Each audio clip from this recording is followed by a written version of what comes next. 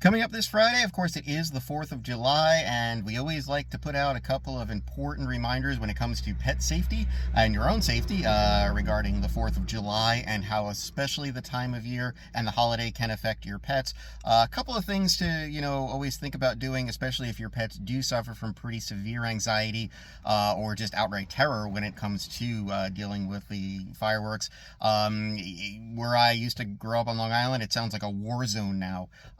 Usually even in the week leading up to the 4th of July, just constant fireworks going off, of course, and that can be very stressful, not only for people that, suffer from severe anxiety around that, but especially your pets. So you definitely want to consider talking to your veterinarian about getting some medication if your pet is one of those that gets really, really anxious, potentially becomes like a flight risk or running through screen doors, running through glass doors, running through windows, whatever, just because of the constant noise that is going on.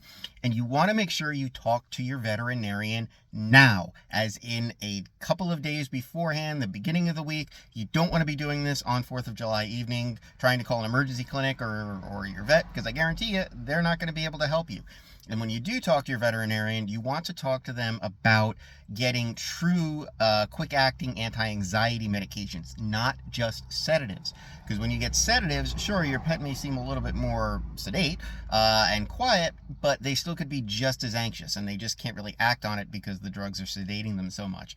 So you really want to talk about true anti-anxiety medications that you might be able to get from your veterinarian that are quick-acting and very short-term, so you don't have to worry about trying to build up a level or anything like that.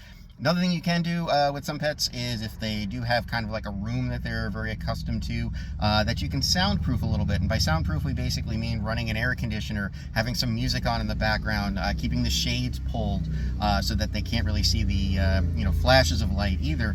Spending some time in there with them, maybe having a TV going on, anything to kind of just bring a little normalcy to the situation, to kind of help keep them a little bit more calm during these very festive and loud times for them. If you're having parties, you definitely want to make sure that maybe you keep them in that room during the party, especially if they are a dog or a cat that likes to shoot out of doors or through open gates and fences and things like that, because they will do that, especially if they are very nervous and not used to having that many people around. You also want to do it to kind of protect yourself and anybody coming over, as sometimes very anxious or very scared animals can scratch, can bite. They may not necessarily mean to, it's just kind of a reaction that they're going to have, especially if they're not used to things like I said, tons of people being around, small kids coming at them or pulling on them, things like that. You just want to remove your pet from that situation, so this way everybody stays safe and happy and healthy.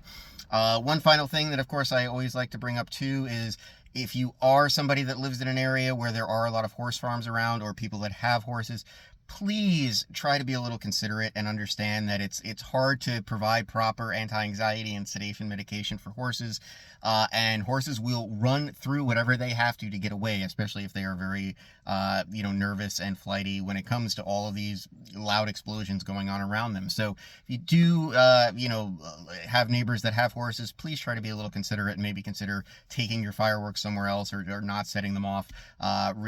We see so many horrific injuries to horses that run through fences and gates and poles and anything else, sometimes trying to get away. And like I said, it's much harder to kind of keep them calm during that, even trying to keep them in a stall. They can do a lot of damage to themselves and to the stall trying to get out. And there's not a ton of great anti-anxiety sedative medications for horses in those situations. So please consider, just trying to be a little bit considerate of that. Hope everybody does enjoy the 4th of July. Hope everybody keeps all their fingers and toes when the 4th of July is over. And of course, keeping your pets safe as well.